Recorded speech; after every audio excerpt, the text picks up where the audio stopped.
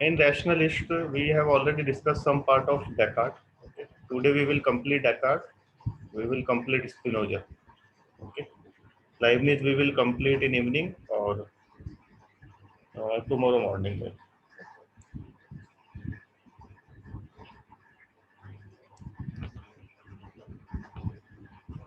So in Descartes, we have already discussed his method of doubt. Okay. Now today we will be discussing substance, mind-body dualism, and God.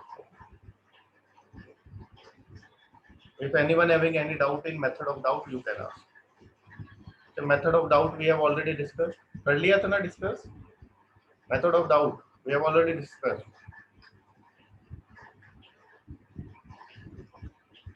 Okay. So now substance. Okay, second topic. You will get one question from here. Substance. Okay.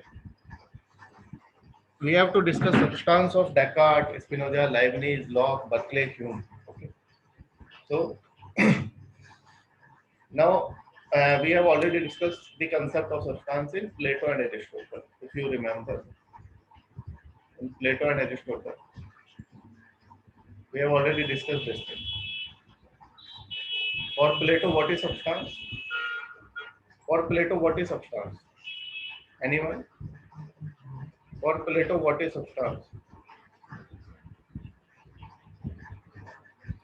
For Plato, ideas are substance. Okay.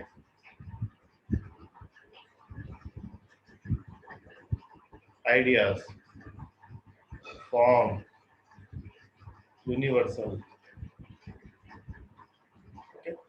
So for Plato, ideas, form, universal are substance. Why? Because they have independent existence.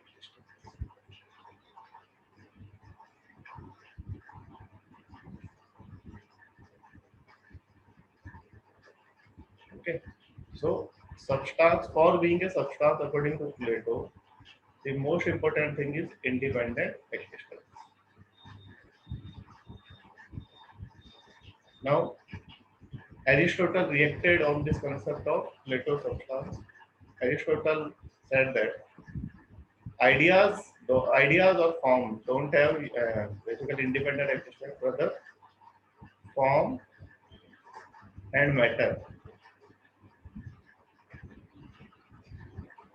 they always found together. So for him, formed matter, formed matter is substance because it has independent existence. तो in discussion से हमें क्या पता चलता है, यही पता चलता है कि इंडिपेंडेंट एग्जिस्टेंस होना बहुत जरूरी है. मतलब जो प्लेटो की डेफिनेशन है उसके लिए इंडिपेंडेंट एग्जिस्टेंस इंपॉर्टेंट है, एरिस्टोटल के लिए भी इंडिपेंडेंट एग्जिस्टेंस. लेकिन किसके रिगार्डिंग उन्होंने डिस्कशन किया? सब्सटेंस के लिए. ओके. तो आप देखोगे तो प्लेटो की थियरी भी पूरी आइडियाज पे बेस्ड है और आइडियाज उसके लिए सब्सटेंस है. एरिस्टोटल की पूरी थियरी किस पे बेस्ड है? मैटर एंड फॉर्म पे, और वो उसके लिए सब्सटेंस. तो बेसिकली सब्सटेंस जो टॉपिक है, it is very important for your exam. You will definitely get one or two questions. Now, what is substance for Descartes? So, Descartes has given definition of substance. You have to write this definition in your paper. ठीक है, जिन्होंने भी definition दी है substance की, you have to remember those definition word to word. Okay? थोड़ा इधर उधर हो सकता है, लेकिन essence खत्म नहीं करते. So, an existent thing, definition, an existent thing which requires nothing but itself in order to exist. ठीक है. एग्जिस्टेंट थिंग का मतलब रियल होना चाहिए, ऐसा नहीं कि आप अनरियल चीज को सब्सटेंस हो. सो एन एग्जिस्टेंट थिंग मतलब जो एग्जिस्ट करती है, विच रिक्वायर्स नथिंग, जिसको किसी भी चीज की जरूरत नहीं है, सिर्फ वो खुद की जरूरत है उसको एग्जिस्ट करने के लिए. It means it depend on itself. Thing in itself, जो खुद पे डिपेंडेंट है, किसी और पे डिपेंडेंट नहीं है. It depends on itself. So in this sense, if we take this definition in strict sense, then God is the only absolute substance. Descartes के हिसाब से, ये जो भी बोल रहा हूँ मैं सब डेकार्ट के हिसाब से बोल रहा हूँ, ठीक है, अपनी मर्जी से कुछ नहीं बोल रहा हूँ। तो डेकार्ट कहता है कि अगर स्ट्रिक्ट सेंस में देखा जाए, ठीक है, तो स्ट्रिक्ट सेंस में तो God is the only substance because God is an existent thing which requires nothing but itself in order to exist. You have to remember this definition, okay, please keep this definition in your mind. An existent thing which requires nothing but itself in order to, ऐसे ही आपको Spinoza की भी याद रखनी पड़ेगी, ठीक है, which is in itself and conceived through itself, आगे देखेंगे, ठीक है। सो डेफिनेशन आपको याद रखनी है, ठीक है, ये आप ऐसे कैसे लिख के आओगे, यू विल गेट 2 मार्क्स। तो सब्सटेंस की डेफिनेशन ये, ओके, तो डेकार्ट के हिसाब से सिर्फ गॉड एक ऐसा सब्सटेंस है इस हिसाब से देखा जाए, लेकिन डेकार्ट आगे बोलता है गॉड के अलावा दो चीजें और हैं, माइंड एंड बॉडी। वो बोलता है कि माइंड एंड बॉडी को क्रिएट गॉड ने किया, ठीक है, they are created by God, they are created by God, लेकिन गॉड ने क्रिएट किया, उसके अलावा तो वो इंडिपेंडेंट, मतलब माइंड किसी पे डिपेंडेंट नहीं है, बॉडी किसी पे डिपेंडेंट नहीं, हाँ गॉड ने क्रिएट जरूर किया है उनको, but apart from the fact that they are created by God, they have independent existence, so they can also be accepted as substance. So in this sense he has accepted God as absolute substance and mind and body as relative substance. Why God is absolute substance? Because God is dependent on itself only, that's why absolute. Absolute means it has absolute independence. God has absolute independence, whereas your mind and body, they are relative towards God. Why they are relative? Because they are created by God. जैसे होता है ना, आपके parents हैं, उधर आपके maternal paternal side से आपके रिलेशंस होते हैं, तो आप बोलोगे दे आर माय रिलेटिव, जो कि कहीं ना कहीं कोई लीनिएज है आपका, लेकिन ऐसे ही गॉड ने को क्रिएट किया है, तो गॉड ने क्रिएट किया तो they are relative towards God. क्यों रिलेटिव है? Because they are created by God, but God is absolute substance. God किसी पे डिपेंडेंट नहीं है, गॉड खुद अपने आप में एक independent entity. So from this discussion what we have learned that for Descartes substance is an existent thing which requires nothing but itself in order to exist. This is the definition. जो खुद में खुद है, ठीक है, ठीक है, इसका मतलब ये जो खुद में खुद है, ओके, जिसको किसी और की जरूरत नहीं। तो अगर इस हिसाब से देखा जाए तो God is the absolute substance, लेकिन डेकार्ट ने बोला अगर आप थोड़ा सा उसको, ठीक है, सेकेंडरी सेंस में देखो तो माइंड एंड बॉडी भी सब्सटेंस मान सकते हैं। क्यों मान सकते हैं? Because apart from the fact that they are created by God, they have independent existence. So in this sense for Descartes there are two kinds of substance, first is absolute substance, second is relative substance. Okay, is it clear? No, basically what is happening here, this is your God.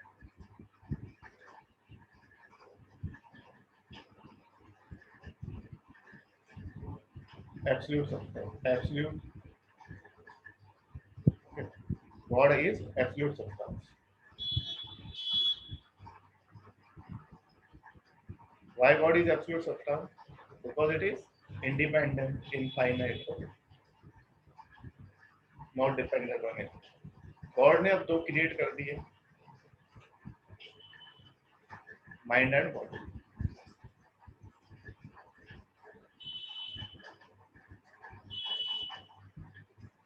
Now both these mind and body, they are separate, different and independent from each other. Separate, different and independent from each other. एक दूसरे से different है, ठीक है ना, mind अलग है, body अलग है, लेकिन ये दोनों के दोनों they are relative towards God. Why they are relative towards God? Because God has created them. Now, what is the quality of mind? The quality of mind is consciousness. Okay. Consciousness is the quality of mind.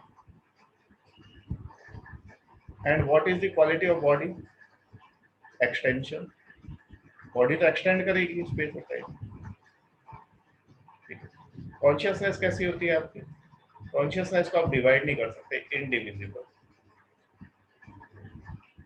ठीक है। और consciousness कैसी होती है? Active. Okay. क्या इसको आप extend कर सकते हो? नहीं, नॉन एक्सटेंडेड होती है। यहाँ पे क्या है आपकी एक्सटेंशन जो है, it is divisible. Table, chair, किसी का भी एक्सटेंशन उसको आप डिवाइड कर सकते हो ना पार्ट्स में, डिविजिबल। ठीक है। आपकी बॉडी का भी आप एक्सटेंशन, हाथ रख लो कहीं पे तो उतना ही एरिया कवर होगा, पैर रख लो कहीं, बैठ जाओ, खड़े रहो। ठीक है, डिविजिबल है। पैसिव है, बॉडी तो पैसिव है। एक्टिव तो क्या होती है? वो कॉन्शियस है सोल की वजह से। और पैसिव है तो unconscious, body is unconscious. So basically, this consciousness is the essential quality of mind. Okay, and extension is the essential quality. EQ means essential quality. Essential quality.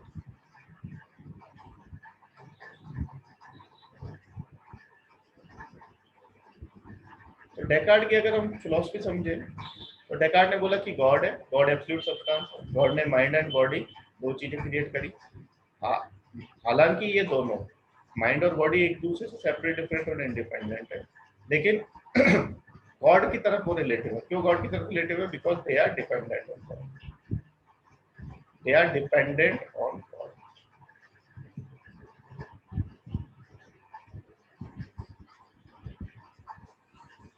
Okay, now if we see, there are three types of dualism. जो Descartes की philosophy में तीन तरह के dualism.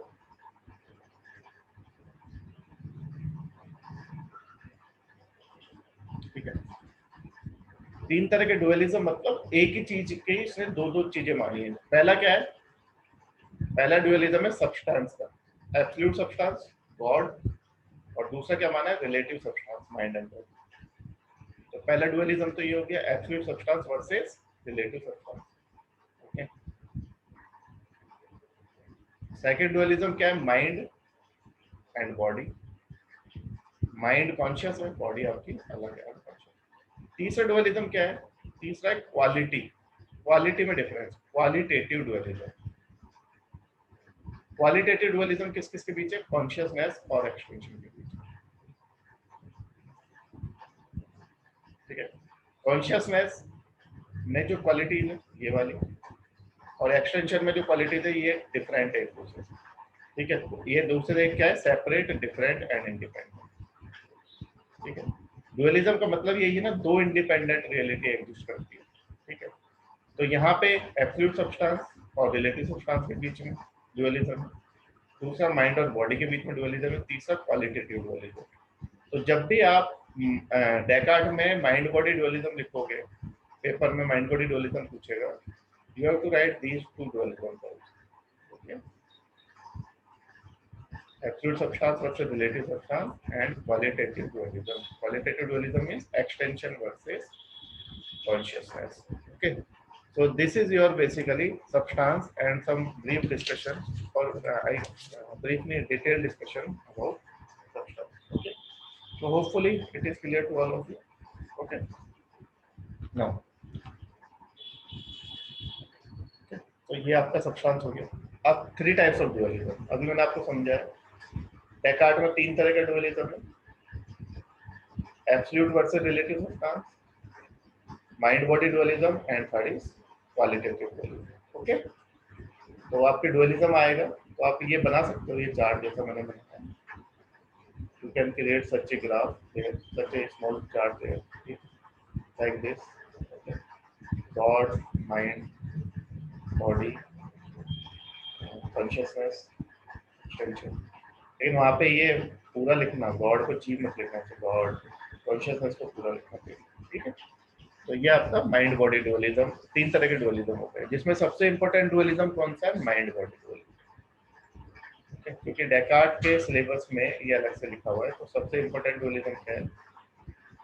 Mind body dualism. और यही आपके paper में पूछेगा, ठीक है। Write a short note on mind body dualism of Descartes और what do you understand by mind body dualism of Descartes, critically examine mind body dualism of Descartes. Okay, तो अब हम देख लेते हैं माइंड बॉडी डुअलिज्म क्या है, ठीक है, क्योंकि पेपर में आपसे यही पूछा जाएगा कि माइंड बॉडी डुअलिज्म क्या है। तो माइंड बॉडी डुअलिज्म, ठीक है। अब क्या होता है माइंड बॉडी डुअलिज्म का मतलब ये है, जैसे अगर आप समझो तो आप खुद को देखो, आपकी बॉडी है और बॉडी के अंदर एक माइंड है, ठीक है। तो जैसे आपकी बॉडी है और माइंड है, तो मैंने आपको पहले ही बोला था कि ये जो वेस्टर्न फिलोसफर है माइंड और सोल में डिफरेंस करते हैं, ठीक है। तो क्या है, डेकार्ट का मानना है कि बॉडी अलग है और माइंड अलग, समझ रहे हो बात क्या? बॉडी एक अलग एंटिटी है जो आपकी अनकॉन्शियस है और माइंड एक अलग एंटिटी है जो आपकी कॉन्शियस है।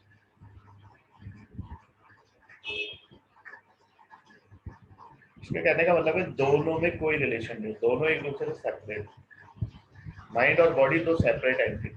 जबकि आप खुद को देखोगे तो आपने कभी ऐसा थोड़ा ना लगता है आपको कि बॉडी अलग है माइंड अलग है, आप तो कंबाइंड ही देखते हो ना बॉडी और माइंड को, ठीक है। लेकिन डेकार्ट के हिसाब से बॉडी अलग है माइंड अलग है, और इसी को माइंड बॉडी डुअलिज्म बोला जाता है कि माइंड और बॉडी एक दूसरे से सेपरेट, डिफरेंट और इंडिपेंडेंट है। इसी चीज को उसने बोला है माइंड बॉडी डुअलिज्म। अब चलो माइंड बॉडी डुअलिज्म बोल दिया, यहाँ तक बात सही है। अभी हमने देखा अभी कि माइंड और बॉडी को गॉड ने क्रिएट किया, दोनों रिलेटिव है, लेकिन एक दूसरे से दोनों क्या है, सेपरेट, डिफरेंट और इंडिपेंडेंट। अब क्वेश्चन ये राइज होता है कि अगर माइंड और बॉडी एक दूसरे से सेपरेट है तो फिर वो आपस में इंटरेक्ट कैसे करते हैं, वो आपस में एक दूसरे से इंटरेक्ट कैसे करते हैं। अगर देखो मेरी बॉडी अलग है माइंड अलग है, ठीक है। अगर मैं इस मान लो दो चीजें, मैं इस रूम में बैठा हूँ और एक कोई आदमी दूसरे रूम में बैठा है या आप उधर बैठे हो रूम में, मैं आपको मतलब बिना देखे या बिना, अगर हम दोनों सेपरेट है तो हम एक दूसरे की बात कैसे समझें, बॉडी को कैसे पता चलेगा कि माइंड मुझसे क्या करवाना चाह रहा है? अगर दोनों अलग अलग है तो कैसे पता चलेगा कि माइंड क्या करवाना चाह रहा है? तो उसी के लिए डेकार्ट ने एक थ्योरी दी है जिसे कहते हैं इंट्रैक्शनिज्म, माइंड बॉडी इंट्रैक्शनिज्म, ठीक है। तो थियरी ऑफ इंट्रैक्शनिज्म, आ गई बात समझ में आपको कि माइंड एंड बॉडी को आपने सेपरेट, डिफरेंट, इंडिपेंडेंट मान लिया, बट हाउ दे इंटरेक्ट।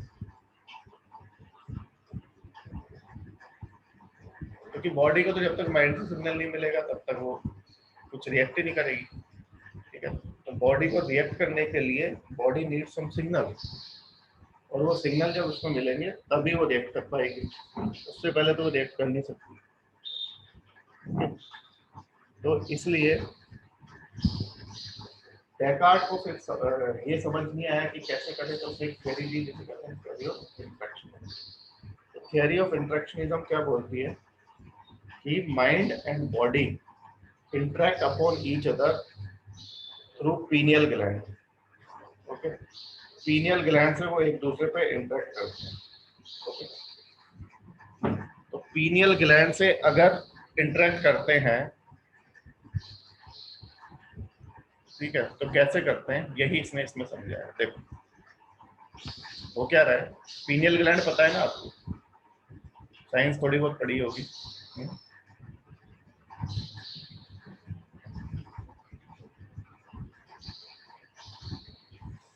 ठीक है, तो डेकार्ट का मानना है कि mind and body interact upon each other through pineal gland.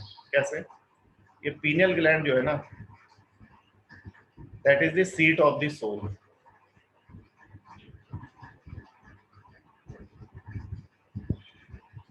यहाँ पे सोल बैठी है, पीनियल ग्लैंड है। देखो कोई लॉजिकल नहीं है। डेकार्ट क्या है, थोड़ा वो था, रैशनलिस्ट था ना, तो साइंस वगैरह इनोवेशन, इसलिए ये इसने जो दिया है ये फिजियोलॉजिकल एक्सप्लेनेशन है।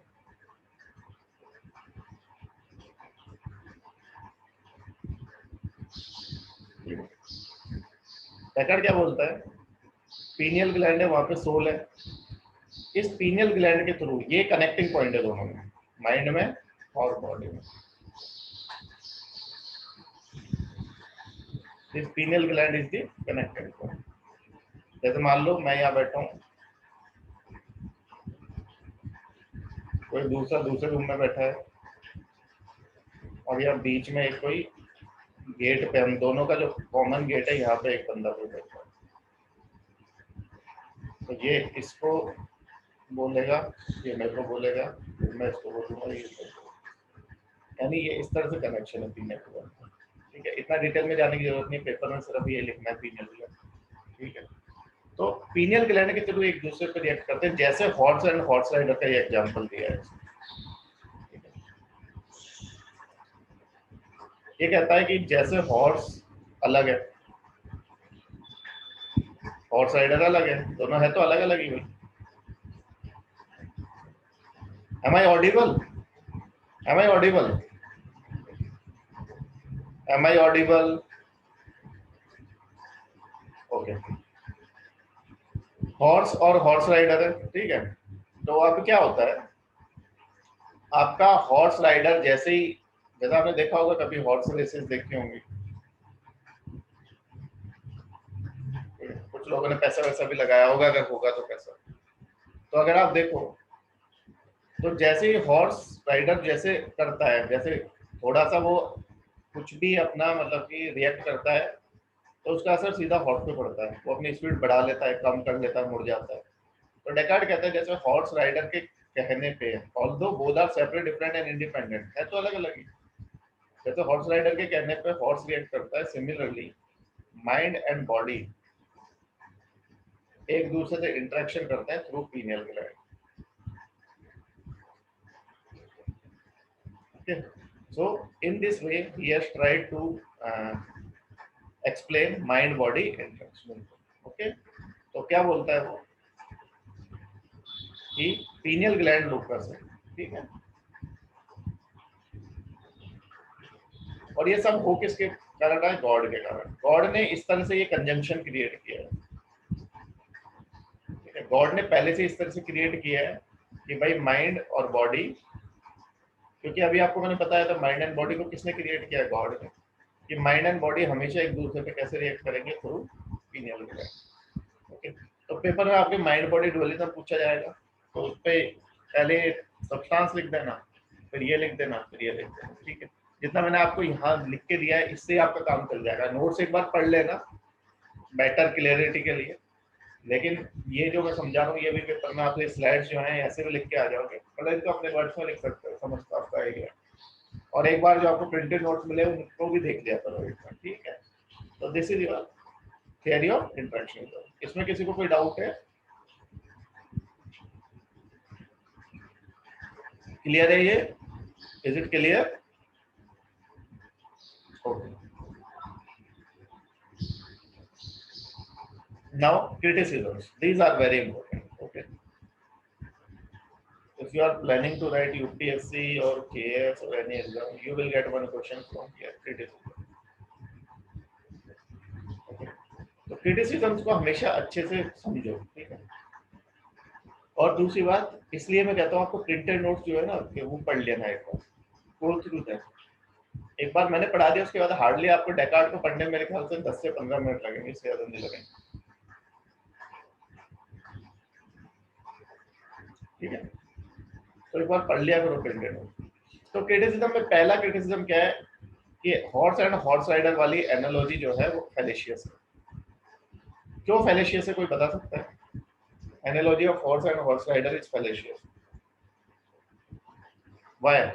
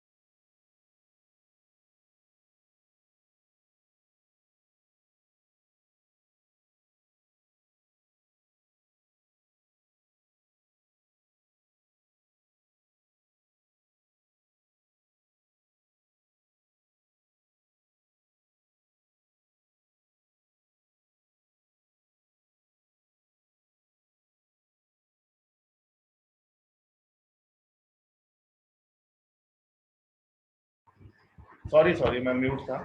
तो बेसिकली आपको हाँ, analogy of horse and horse rider में क्या प्रॉब्लम है, ठीक है, वापस से बताता हूँ। यहाँ पे दोनों क्या है, कॉन्शियस है, ठीक है। अगर आपको याद हो तो सांख्या में हमने देखा था, मतलब विशाल ने पढ़ाया होगा, मैंने शायद विशाल नहीं पढ़ाया था। प्रकृति और पुरुष का रिलेशनशिप एक्सप्लेन करने के लिए उसने दो एग्जांपल दिए थे, आयरन और मैग्नेट का, और काऊ एंड काफ का। वहां पे भी ये प्रॉब्लम थी, प्रकृति मटेरियल है, पुरुष कॉन्शियस है, ठीक है, लेकिन ये दोनों मटेरियल है, ये दोनों कॉन्शियस है। तो एनालॉजी सही नहीं है ना ये, ठीक है। तो आप कैसे कह सकते हो कि भाई इस बेसिस पे हम इस चीज को एक्सप्लेन कर सकते हैं, ठीक है। एक मिनट रुकिए आप, मैं आपको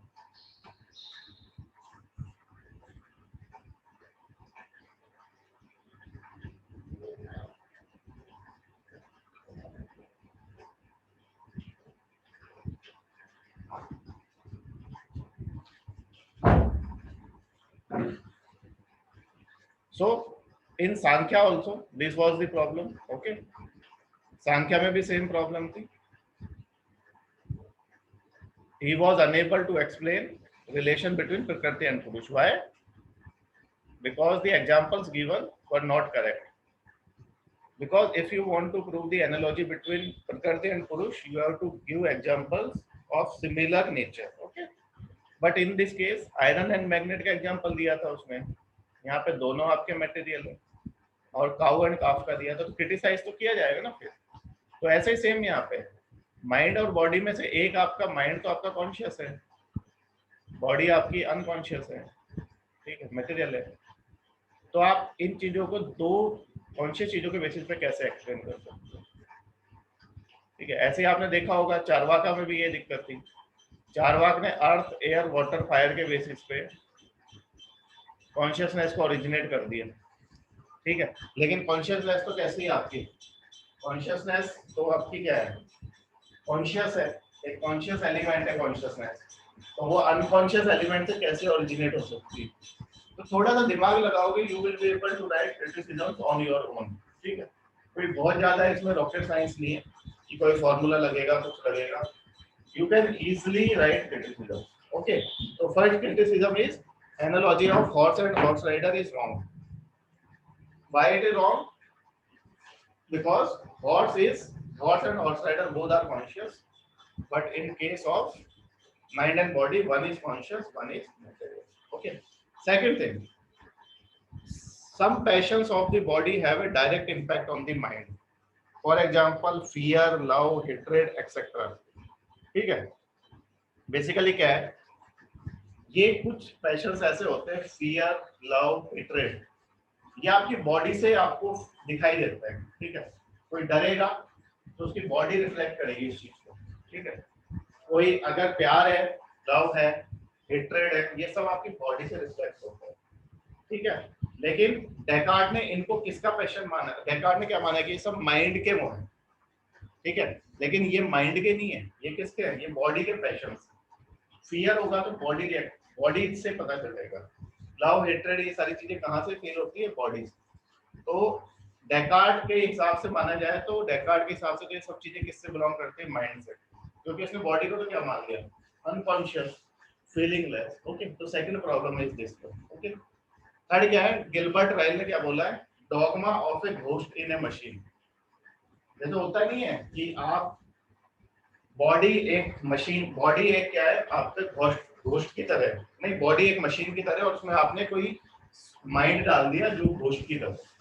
तो वो कह रहा है गिलबर्ट राइल की डेकार्ट के हिसाब से माइंड और बॉडी इसी तरीके से dogma of ghost in A machine, बोला जैसे मशीन में आत्मा नहीं आ जाती है, तो डेकार्ट भी उसी तरह से बात कर रहा है। वो समझा कुछ पा नहीं रहा है कि भाई माइंड और बॉडी में क्या रिलेशन है, बस वो फालतू की बातें कर रहा है कि बॉडी में हमने माइंड है, ये अलग है और वो अलग है। तो dogma of ghost in A machine का मतलब ये है कि डेकार्ट की जो थ्योरी है that is illogical, okay. And last is contrary to our experience. अगर आप देखो लास्ट नहीं सेकंड लास्ट, हमें कभी ऐसा नहीं लगता कि हमारी माइंड अलग है, बॉडी अलग है। हम हमेशा खुद को कैसा मानते हैं, या तो स्पिरिचुअलाइज्ड बॉडी, ठीक है, यानी स्पिरिचुअलाइज्ड बॉडी का मतलब क्या है, माइंड और बॉडी को हमेशा एक साथ मानते हैं, या फिर हम कैसा मानते हैं खुद को, एम्बॉडीड सेल्फ। एम्बॉडीड का मतलब बॉडी और सेल्फ का मतलब सोल। हम हमेशा खुद को माइंड और बॉडी का कॉम्बिनेशन मानते हैं, कभी भी हम खुद को ऐसा नहीं मानते कि मेरी माइंड अलग है मेरी बॉडी अलग है। तो हमारा जो नॉर्मल एक्सपीरियंस है वो भी यही कहता है कि माइंड एंड बॉडी जो है वो बेसिकली दोनों आपके सेम, मतलब एक कंबाइंड है, कोई सेपरेट नहीं है, तो जैसा डेकार्ट बोल रहे हैं। और लास्ट में स्ट्रॉसन ने क्रिटिसाइज किया है इसको। स्ट्रॉसन क्या बोलता है बेसिकली, स्ट्रॉसन का आपका क्वेश्चन आएगा मेंस में, ठीक है, जब हम स्ट्रॉसन पढ़ेंगे वहां देखेंगे। स्ट्रॉसन बोलता है कि भाई अगर मैं माइंड एंड बॉडी डुअलिज्म को मान लूं तो मेरे जो सारे एक्सपीरियंसेस होंगे दे विल बिकम इंडिविजुअलिस्टिक। कैसे इंडिविजुअलिस्टिक हो जाएंगे? बेसिकली माइंड तो हम किसी का पढ़ नहीं सकते, नहीं पढ़ सकते ना। तो कोई पेन में है, कोई खुश है, ठीक है, तो वो हमें कैसे पता चलेगा? दूसरा दुखी है या फिर बहुत ज्यादा एक्साइटेड है, ठीक है, कुछ प्रॉब्लम है उसको, तो वो हमें कैसे पता चलेगा? वो तो हमें किससे पता चलता है? वो तो हमें बॉडी, आपका जो बॉडी रिएक्ट करती है जिस हिसाब से, ठीक है। कोई अगर दुखी होगा तो उसकी एकदम उसी तरह से बॉडी होगी, लैंग्वेज, ठीक है। तो हम बेसिकली किसी के दुख सुख इनका पता कैसे करते हैं? उसके बॉडी के बॉडी लैंग्वेज। तो अगर हम ऐसे मान लेंगे कि बॉडी अलग है और माइंड अलग है, तो हम कभी पता ही नहीं कर पाएंगे कि दूसरा पेन में है या खुश है। तो मेरे सारे एक्सपीरियंसेस क्या हो जाएंगे? इंडिविजुअलिस्टिक हो जाएंगे। मतलब मुझे नहीं पता चलेगा कि I am in pain, others are in pain, I will not know, and I am in pain, others will not. तो बेसिकली क्यों? क्योंकि आप दूसरे का माइंड तो रीड कर नहीं सकते। और ये पेन वगैरह तो सब डेकार्ट क्या बोल रहा है, ये तो सब माइंड फील करता है। तो और माइंड फील करता है तो बॉडी पे इसका सब कुछ होगा नहीं, और बॉडी पे असर नहीं होगा तो दूसरे को पता नहीं चलेगा। लेकिन इन रियल लाइफ हमें पता चलता है। तो इसका मतलब क्या है कि माइंड और बॉडी जो है वो बेसिकली सेपरेट, डिफरेंट और इंडिपेंडेंट नहीं है, वो दोनों एक कंबाइंड एंटिटी है। सारे क्रिटिसिज्म क्लियर है? किसी को कोई डाउट है तो उसको पूछ लो। Anyone having any doubt in criticism? Clear है?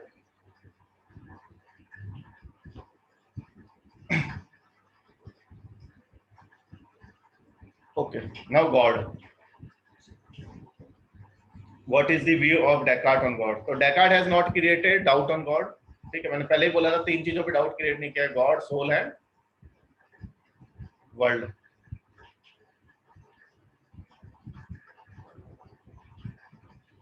सो not created doubt on God, और उसके लिए इसने आर्ग्यूमेंट दिया। देखो तीन आर्ग्यूमेंट है, आपको याद रखना है। पहला कॉजल आर्ग्यूमेंट,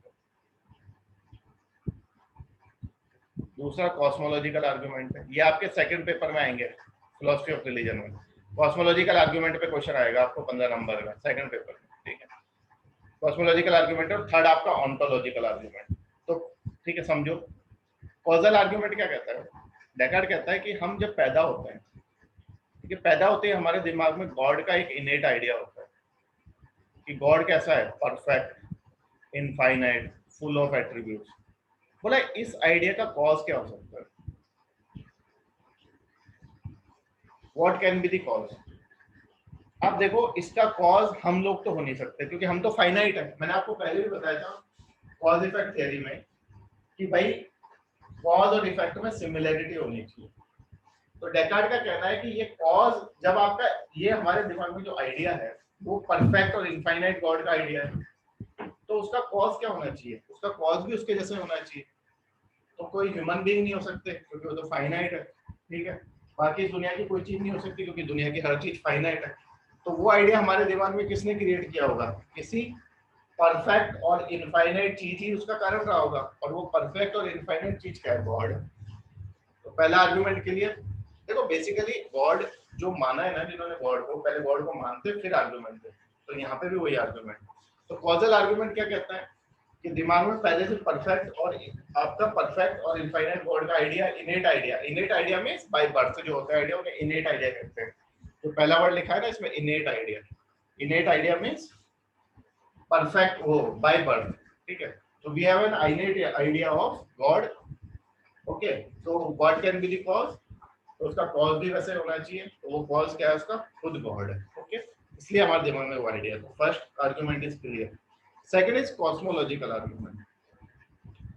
कॉस्मोलॉजिकल आर्गुमेंट आप समझो, बेसिकली कॉस्मोलॉजिकल आर्ग्यूमेंट में क्या होता है, कॉस्मो का मतलब पता है आपको, कॉस्मो मतलब यूनिवर्स, ठीक है। तो कॉस्मोलॉजिकल आर्ग्यूमेंट में हम पहले ये मान के चलते हैं कि ये वर्ल्ड एग्जिस्ट करता है, मतलब पहले हम वर्ल्ड को मानते हैं एग्जिस्टेंस, उसके बाद हम गॉड को प्रूव करते हैं। तो कॉस्मोलॉजिकल आर्ग्यूमेंट के हिसाब से ये वर्ल्ड एग्जिस्ट कर रहा है, सबसे पहले हमने इस वर्ल्ड को मान लिया कि ये तो एग्जिस्ट कर ही रहा है। कॉस्मोलॉजिकल में सबसे पहले वर्ल्ड को माना जाता है कि वर्ल्ड एग्जिस्ट करता है। अब डेकार्ट बोलता है इस वर्ल्ड में मैं एग्जिस्ट करता हूँ, बहुत सारे लोग एग्जिस्ट करते हैं, मेरे पेरेंट्स एग्जिस्ट करते हैं, तो मेरा कॉज क्या हो सकता है, मेरा कॉज मेरे पेरेंट्स होंगे, उनका कॉज क्या होगा, मेरे पेरेंट्स के कॉज उनके पेरेंट्स होंगे, और उनका कॉज क्या होगा, उनके भी पेरेंट्स। लेकिन कोई तो ऐसा कॉज होगा ना जिसका कोई कॉज नहीं होगा, जिसने शुरू किया होगा, नहीं तो ऐसे तो इनफाइनाइट रिग्रेस हो जाएगा। तो किसी से तो शुरुआत हुई होगी, तो जो फाइनल कॉज है, मतलब जिसकी वजह से सब शुरू हुआ, वो क्या है, गॉड, उसको हमें मानना पड़ेगा, अदरवाइज यहाँ पे क्या हो जाएगा, इनफाइनाइट रिग्रेस। तो कॉस्मोलॉजिकल आर्ग्यूमेंट में डेकार्ट बोलता है ये वर्ल्ड एग्जिस्ट करता है, इस वर्ल्ड में मैं एग्जिस्ट करता हूँ, मेरे पेरेंट्स एग्जिस्ट करते हैं, सब लोग एग्जिस्ट करते हैं, तो मेरा कॉज क्या है, मेरा कॉज तो मेरे पेरेंट्स है, उनका कॉज क्या है, उनके पेरेंट्स। लेकिन ऐसे अगर हम चलते जाएंगे तो इनफाइनाइट रिग्रेस हो जाएगा, कोई फर्स्ट कॉज तो होगा, तो फर्स्ट कॉज क्या है, गॉड। ओके, तो these are two arguments, third is ontological argument. Ontological argument क्या कहता है, देखो ओंटोलॉजिकल आर्गुमेंट भी क्वेश्चन पूछा जाता है इसमें, ठीक है। तो ओंटोलॉजिकल आर्गुमेंट कहता है, ऑन्टोस का मतलब होता है ये ऑन्टोस से मिलके बना है, ठीक है, ऑन्टोस से मिलके बना है। ओके, सो ऑन्टोस का मतलब होता है यहाँ पे एसेंशियल क्वालिटी। ओके,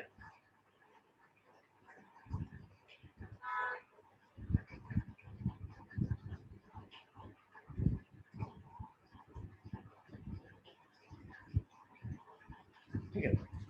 डेकार्ट बोलता है कि देखो बेसिकली ऑन्टोलॉजिकल आर्गुमेंट के लिए दो लोगों को जाना जाता है, एक तो सेंट एंसलम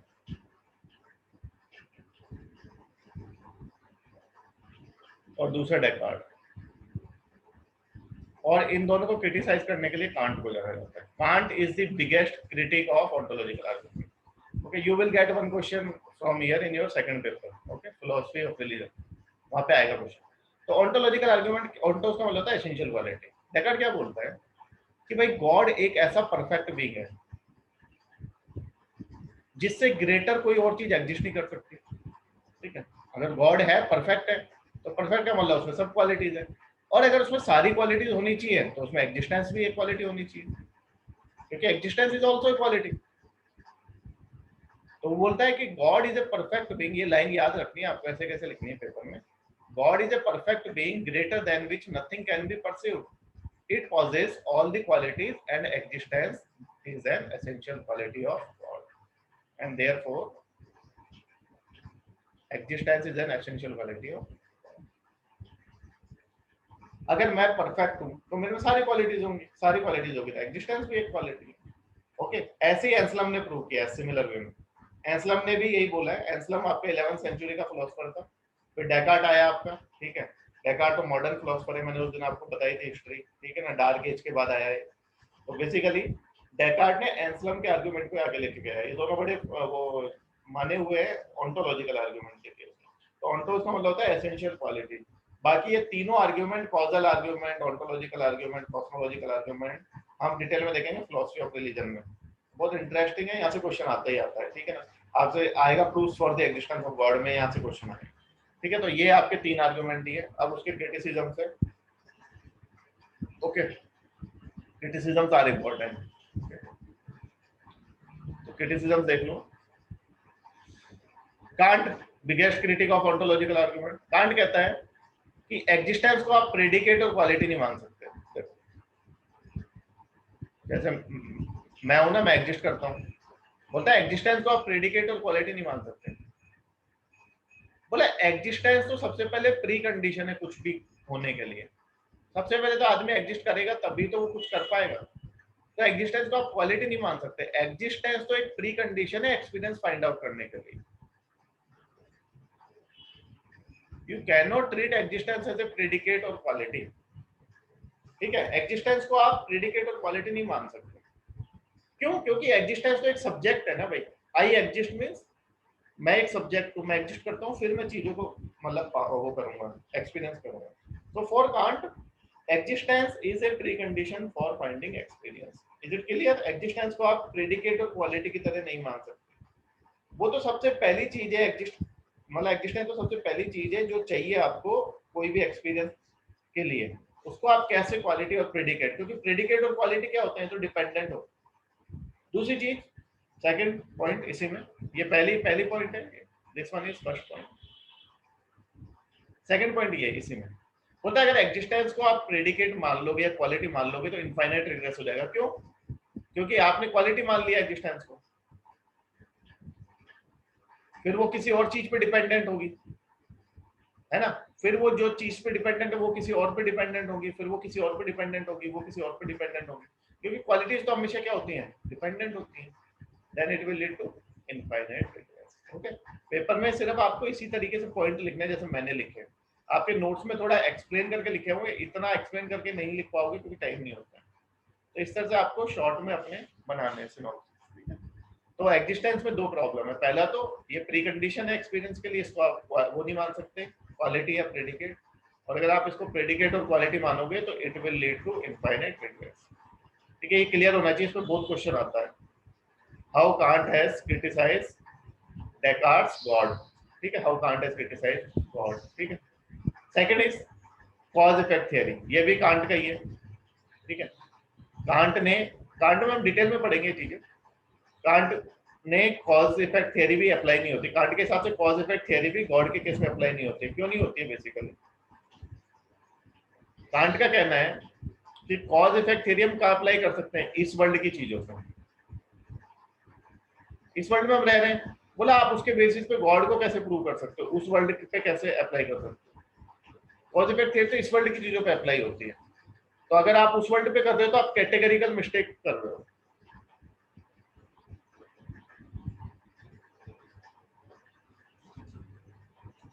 ये ऐसा ही है जैसे कि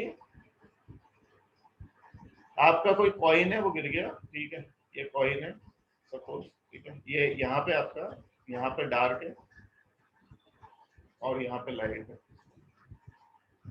ये आपका कॉइन यहाँ पे गिर गया, लेकिन आप उसको ढूंढ कहाँ रहे हो? यहाँ पे। क्यों ये ढूंढ रहे हो यहाँ पे? क्योंकि यहाँ पे अंधेरा है, तो आप उसको यहाँ पे ढूंढो, जबकि कॉइन आपको गिरा कहाँ है? डार्क में। तो आप कैटेगरिकल मिस्टेक कर रहे हो।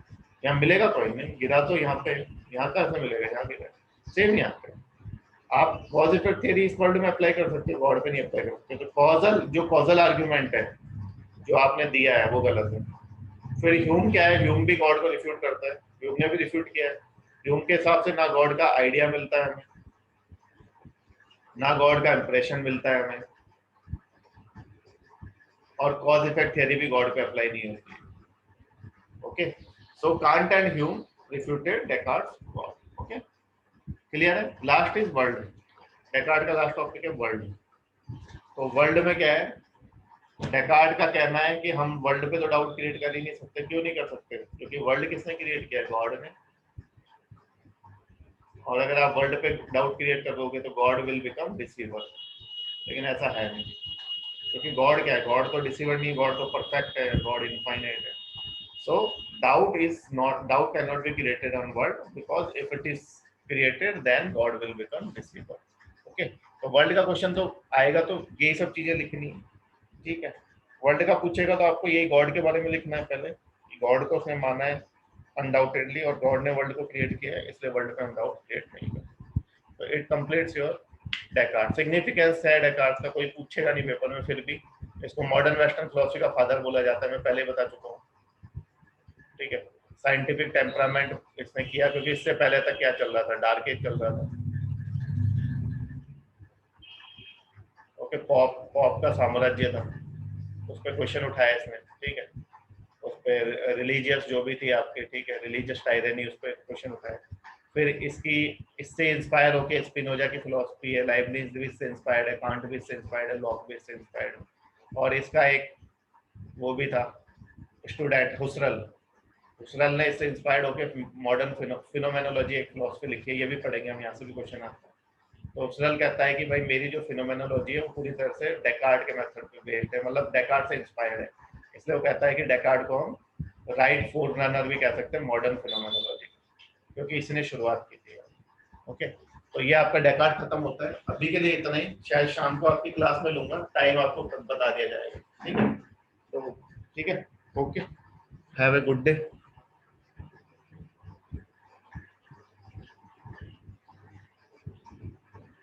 शाम को लेंगे क्लास। ठीक है, अभी मुझे जाना है कहीं, टेस्ट करा के आते हैं कोरोना का, RT-PCR।